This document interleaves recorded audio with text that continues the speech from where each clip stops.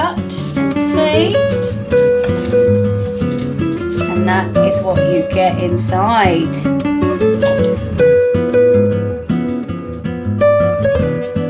Hello, I'm Sam. And I'm Tori. And we are 100 Baker Wood. And today we are making banana bread. Let's go. So, Tori, what's the first thing we need to do? Well, we are actually going to make banana bread, but in the form of cupcakes.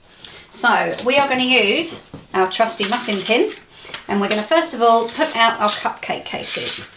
Again, you can do any ones you'd like. So this recipe is going to make, sorry, how many? Roughly about 12, but possibly could make up to, the same as our vanilla cupcakes, could make up to anything between 16 and 18. So we'll go with the 12 for now, and we'll see how much the mixture makes. Once you've done your cupcake cases, you're going to turn your oven on to 170. And then while that's heating up, just double check that's on the right one. There we go. And then while that's heating up, we're going to start measuring out our ingredients. So you can use any kind of bananas for these, ones that are still a little bit yellow or ones that are really, really brown. The browner the banana, the sweeter it is. So actually that's going to give you a nice sweetness. And I'm sure all of us have had that time where you've got loads of brown bananas left, and this is a perfect way to use up those bananas. So we'll mash those in a little while. But first of all, we're going to measure out our flour. So we're going to turn our scales on to 0.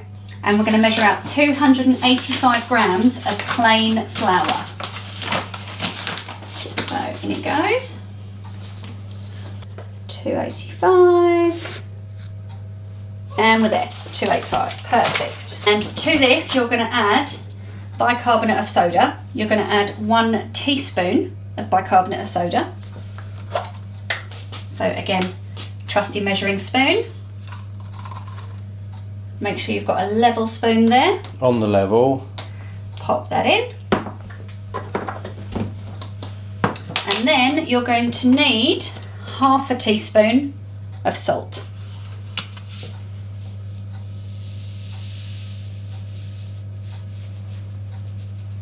As level as you can. Pour that in. And then just give that all just a little mix, just to mix those 3 ingredients together.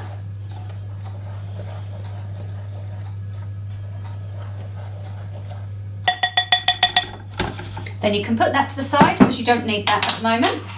The next thing you're going to do is mash your bananas. So I've just got a small dish here that I'm going to use to mash this up. If I can get the banana open, that is. Eesh. Gets to that point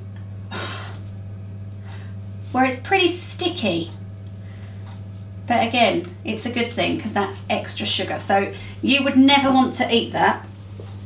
Well, I know people that would, but you wouldn't want to, but it's the perfect thing to make banana bread. So would it not work with ripe bananas, or much more yellow, edible looking bananas? Yeah, I mean, to be honest, I've done it before where I've only had, because this recipe calls for four ripe bananas, overly ripe bananas, but I've had it before where I've only got 2 or I've only got 3, so I have added a normal banana in. It does work. I don't know if I've noticed much of a difference, but that could be because it's got a bit of both. I mean, even if it's yellow, if you can go for as yellow as possible, you just don't want ones that are green, really. So you're just going to break that up. The mushier the better. Maybe not that black bit there, we'll get rid of that. No. And then you're just going to mash that until you get a nice soft consistency. So we've done a bit of role reversal here. Sam is going to mash the bananas. I thought I should get involved at some point, but as yet. But mashing the bananas is quite easy, and I shouldn't get this wrong. Not really. Mashing the bananas. And it does smell very banana-y, as it would. You can tell that they are overly ripe, can't you? Yeah, it's not requiring much strength. And that's the sort of mushy consistency that you want. It smells fake. It smells like sweets when you buy sweets. Oh yeah. Or if we have one single American viewer or Canadian, it smells like candy. It smells like candied banana. But I would say, I could be wrong, but that's done. Let's have a look. Yeah, that's perfect. It is disgusting. But it will taste delicious. Right, we're back. We haven't been anywhere. Banana is mashed. The flour and Bicarb and salt. has all been decanted because we need the mixing bowl. So into this mixing bowl now, you're going to add your butter and your sugar, and you're going to cream it together. You want 225 grams of caster sugar. So here we go. 2 to 5 grams caster sugar going in. Oh, went a bit over. So let's just take a little scoop out. And a little drop more. Still not. There we go. Like I've said before, every now and again it's not too bad if it's over a little bit, but I always just like to do it exact because it's a science really. When you mix it together, you want all the ingredients to be exact to make it work. So the next thing you're going to do is you're going to take your butter. So again, we're going for Flora Plant. Dairy-free. Dairy-free, soya-free, nut-free. Just works really well. There are obviously other substitutes that you can use. We just swear by this. It works really well. So you want 110 grams of this. Now, if your butter is quite firm, it is going to take you longer to mix. So you should probably take it out the fridge a little bit before you want to use it. Unfortunately, I didn't. So it just means I'm going to have to put my muscles to good use. So let's get 110 grams measured out. So do it little at a time and always add a bit extra. Harder to take the butter away this way. So a little bit more. Also, by cutting it into smaller cubes, it makes it easier when you're mixing in. So what are we at the moment? We are currently at 81. That's 99, so we only need 10 more grams. So,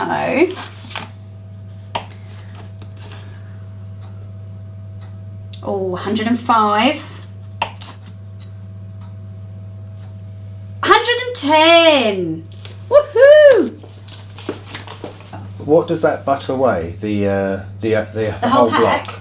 The whole pack is 200 grams. So surely it's exactly half. No, it's not, because you said No, 110. 110. Sorry, forgive me everyone. I wasn't listening. To be fair, on the back of the Flora Plant, it does give you measurement increments. 50, so 50, it does 50. help you. Yeah. But obviously, if you want in between that. But for the purposes of mixing, you need it cut up into pieces, I assume? Yes, yeah, because obviously you want to mix it and you want to make it a bit easier for yourself. Yeah, so definitely. Now you're going to get your fork and you're going to start creaming the butter and sugar together.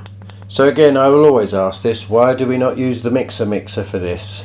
Again, you probably could use the mixer for this if you wanted to. This recipe just calls you to cream with the butter and the sugar, and this way it just gives you, again, a nice even mix. Okay.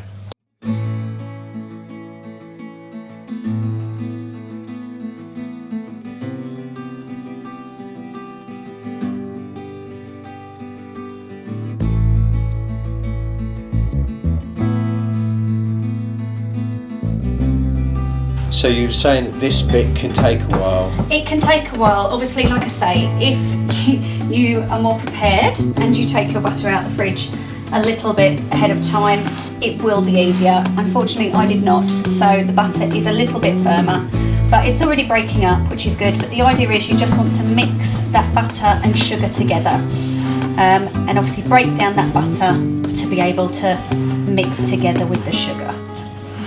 So nearly there? Not far off. As you can see, it's still got a way to go, but that butter and sugar is really starting to mix together now. You can't really see a separate sugar there. It's all blending, but you still want it to be as fluffy and mixed as possible. So keep going. I don't know if the camera picks it up the way my eye sees it, but it almost looks like scrambled egg. Yeah, a little bit, but you want it to be even more mixed. more cohesive. So just keep going round and round. It is an arm workout.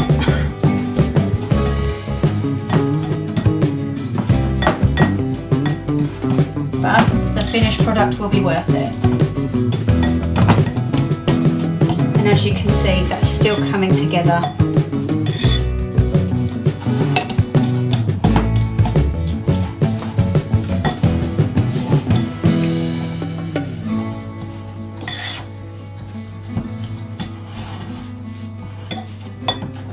Hang on, pretty much done. It's now starting to look like mash, guys. It's all mixed together. That sugar is mixed in with the butter, and that's what you want. You want that butter and sugar fully incorporated. Oh, ready to mix everything together. Add in those lovely mashed bananas that you've got. Right. So we're going to pour all of that in. Lovely slop. Get all the last little bits in. Most of that lovely sweet banana. Your eggs. So you're going to crack in 2 eggs now. 1 and 2. And then you're going to mix that all together. Again, hand mixing. Yep, all hand mixing. Like I say, this one is a proper arm workout. And you're just mixing all of that together. Like I say, I'm sure that there are probably ways you could do this in the mixer. You could probably shove it all in one. I mean, recipes have come on so much. Like, you know, there wasn't mixers when recipes first came out. So, but I will say I do quite like this method because this is quite a good one that you don't have to use the mixer. You can just get it all in the bowl, and don't worry if it looks like... We know what it looks like, don't we? A bit, no, because it looks like it's curdled. Right, oh, okay. It looks like it's curdled, but that's perfectly normal. You've got your eggs, butter, sugar and banana all in there, and it may look like it's curdled, but don't be worried, that's how it's meant to look. So again, I don't know if you want to have a little zoom in. That is the sort of look you're going for, so don't worry about it. That is what it's meant to look like. Once you've done that, you're going to start slowly adding in your flour. Don't put it all in at once, it's going to be really hard to mix in. So you're just going to do a little at a time and mix it in. So 1 spoon. Well, quite a big spoon though. Yeah, because otherwise you'd be here all day. And nobody wants that. No. And then you're just going to slowly fold it over, mixing that in until there are no bits of flour visible. And then once that's done, you can just continue and keep going until all the flour is mixed in.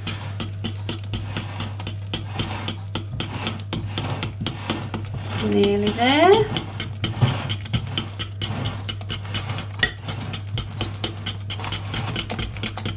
One more little bit. There we go. Time for another spoon. Again, use your judgment. If you think you can add a little bit more, add a little bit more. If you want to do it slower so that you don't end up getting it everywhere, do it as you wish. There's no strict rule,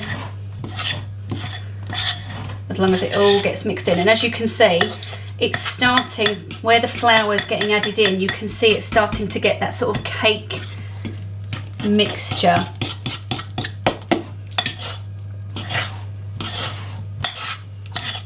So for David and Moira, this is how you fold. This is how you fold.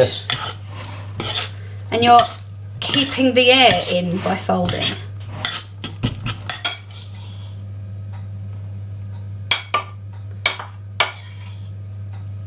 I can't believe how much flour goes into this thing.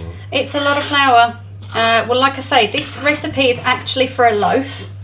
And we used to make it as a loaf, didn't we? Yeah. But I feel like it lasts better in cupcake form. Well, yeah, I mean the loaf, once you've cut into it, haven't you? And I feel like the edge of it starts to go hard and it doesn't last as long, whereas a cupcake, when it's in cupcake form, I do feel that they last better. They're also really handy because obviously then I can put one obviously in little one's lunchbox. So then I feel like he's getting a treat because he thinks, oh, I've got cake, but then actually I know he's getting some sneaky banana in. Don't get me wrong, it's got lots of sugar as well, but it's a bit of fruit that he wouldn't have normally eaten. We're nearly there now, but that that mixture is now getting really thick. Look, can you see? It's getting really thick. So soon we're going to have to start adding our milk mixture, but we're just going to put our last bit of the flour in.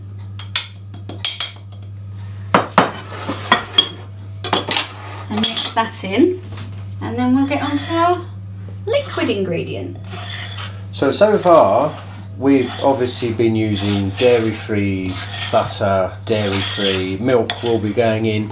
I guess if you wanted, you can just use regular butter, regular milk. Yeah, and it's so the same result. I was going to say, the recipe is actually not a dairy-free recipe. I've just converted it. Right. So the recipe actually states to use normal butter, and it actually states to use buttermilk, which is, I can't explain buttermilk, but it's not cream, but it's that sort of. It's creamier milk. It's something like that, yeah. But basically, or they do say you can use yogurt in it, or you can use milk with a bit of lemon in it, because the lemon, it makes a similar thing to buttermilk. I don't know. But no, so like I say, I just tried it because obviously we always used to use this recipe and use it as a dairy recipe. And then when Brody came along, we were like, well, we need to change this. And so I just decided to try using it with oat milk, and it worked. So it calls for, in the original recipe, 85 mils of buttermilk. I use roughly 85 mils, but again, I use my judgment. This is quite a thick mix, and we need to make it thin enough to make a cupcake consistency. So I will start off with 85 mils, but I probably will add a little bit extra. But again, I'll show you as I put it in. So again, I'm just going to change the measurement to millilitres. And then I'm going to pour out. So if I pour out about 90, I'm not too worried because I probably will use that. All right, we'll go with 85 because I've actually measured that out. The other thing we're going to put in our milk is our gold star ingredient, our vanilla extract. So we're going to use a teaspoon of this, and it's just going to give it a nice flavour. So I asked you earlier before we were filming, why are we putting vanilla in banana cakes? It just adds, like, it intensifies the flavour. It intensifies the flavour. So there we go. And that's going to go into the milk. And then we'll mix that into our banana cakes. Banana cakes. So we're only going to do a little at a time because obviously, again, it's going to take, you want it to be fully incorporated. So we'll just put a little drop in and mix that in. And you'll see the texture start to change.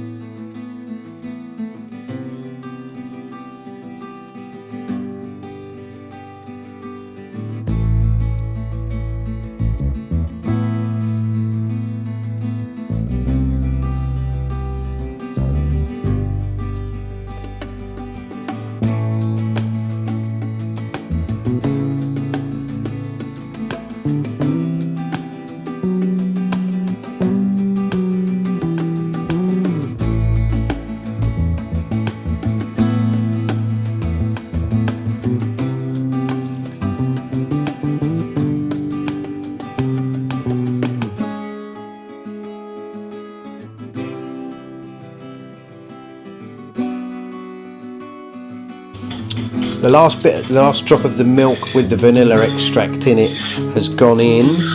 It's kind of changed the colour and what looks very much like the consistency. Yeah, I think that's perfect. But I think that is a fairly good consistency for our cakes. So now we're going to decant this into our cupcake cases. Some people use ice cream scoops. It's purely up to you. I like to go around with a spoon at a time and then top up as I go. But like I say, you could use a bigger spoon, you can use an ice cream scoop, it's whatever works for you. So we're just going to go round and we're just going to put a little at a time in our cupcake cases. I'm actually going to do 2 in each one because these are quite big cases. And this is a tablespoon you're using, yes, isn't it? Yeah, it's a tablespoon. So go round with a couple. And then once you've done that once, you can either add in more, or once you've done your 12, you might think, actually, I'll go back and do a few extra.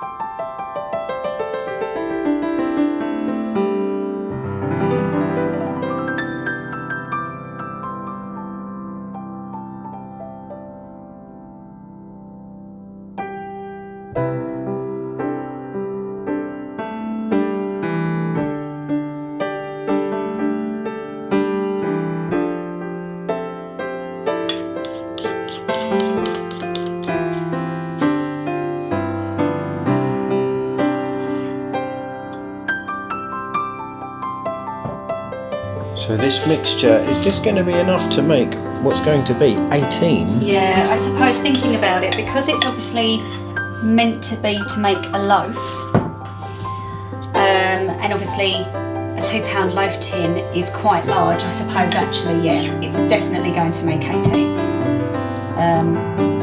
You might even make more than that, depends how full you want your cakes to be. Also, the original recipe, because it is for a loaf, says it takes between 40 and 50 minutes, I think it is, which is quite a long time, but obviously it's a lot of mix. But obviously because you're doing it in cupcake form, it will probably only take about 15 to 18 minutes. So if you did want to do it in a loaf tin, again, just adapt your time. Still the same oven temperature, but you would want to do it for about, I'd say 40 minutes, then check it with a skewer, see if it's cooked, and then if not, add an extra 10. It all depends how hot your oven runs.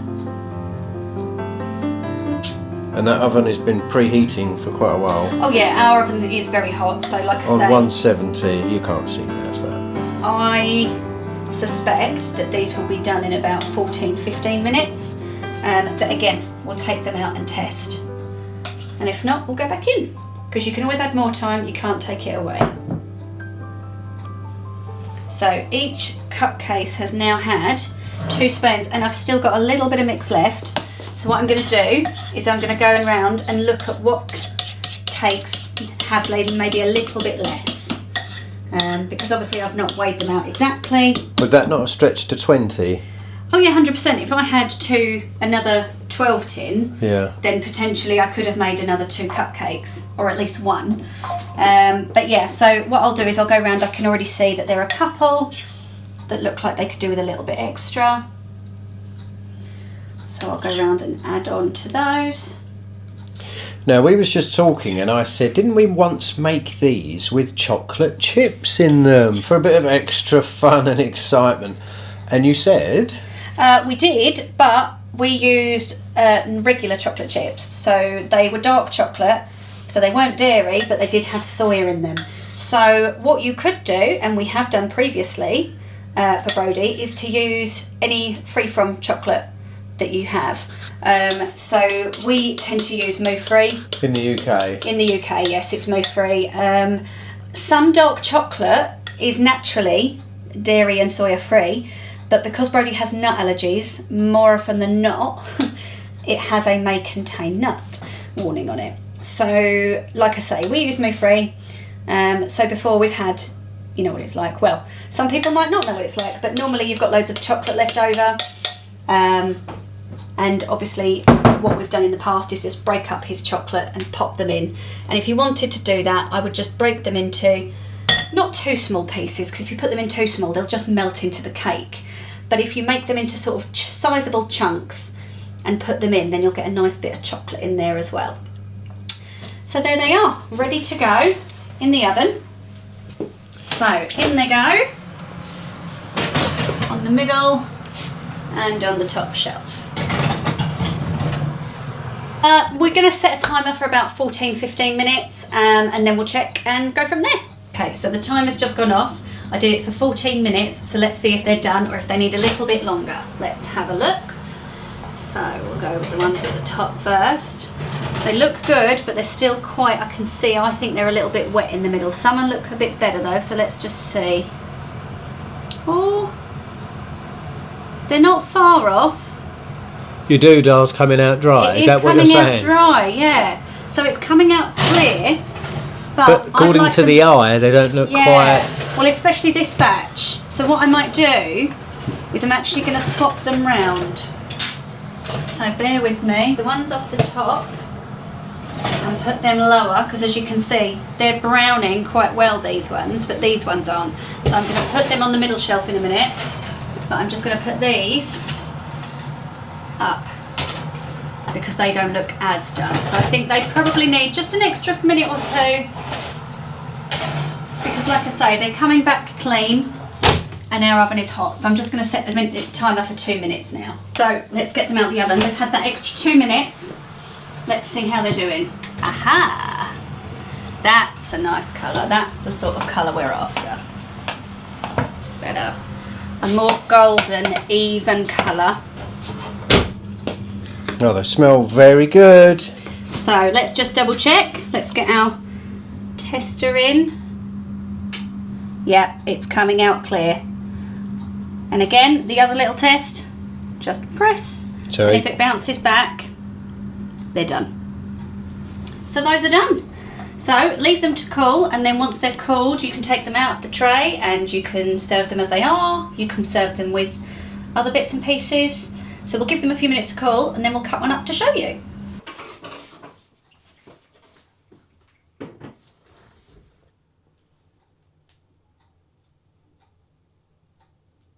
So let's cut into one and see what they're like. Which one would you like me to cut? The one in the middle. One in the middle. Right, let's get that one. Okay, let's have a little look. So we'll take, it's still quite warm to be fair, so you probably are better to leave it to cool. Oh yeah, I see the steam coming off of that. So obviously a lot of the cake is coming off. Now to be fair, if you left it to cool, it probably wouldn't come off. But we want to have a look, we're too eager. So let's have a little cut and see. And that is what you get inside. Soft, fluffy, you can smell it. Delicious banana bread. And like I say, you can make this as a loaf. You just need to adjust your cooking time. But we quite like the convenience of cupcakes. And like I say, keep these in a sealed tin. And again, on average, I'd say they probably last about 4 to 5 days, depending on how many you make.